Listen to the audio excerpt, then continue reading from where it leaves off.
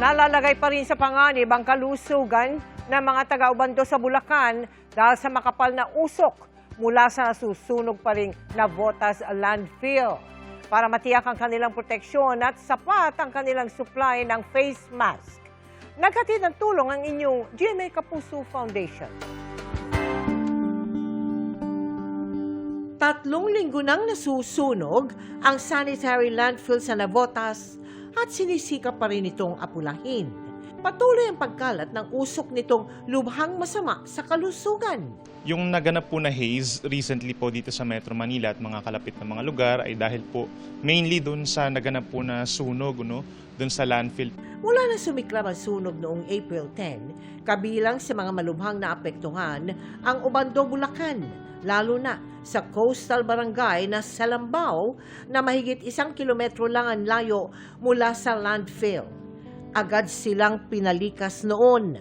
Perwisyo din daw ito sa mga mangingisda doon. Hindi na sila makatagal sa laot. Pangingisda po namin, kumikita naman po kami 1,000 isang araw. Ngayon po, mga minsan 500, 300 na lang po. Maraming residente na rin ang nagkakasakit.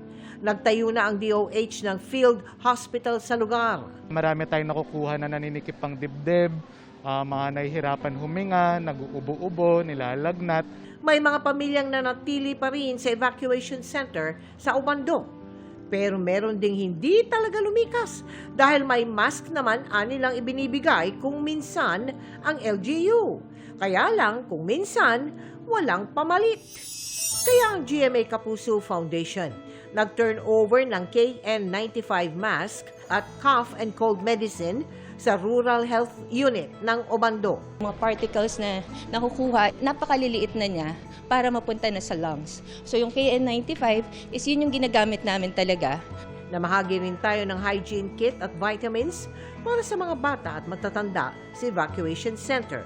Nagbigay rin tayo ng tubig at pagkaing lugaw na may itlog. Sa mga nais tumulong, maaari po kayong magdeposito sa aming mga bank account o magpadala sa Cebuana Lolier. Pwede ring online via GCash, Shopee, Lazada, Globe Rewards, Metrobank Credit Card at Palawan Pay.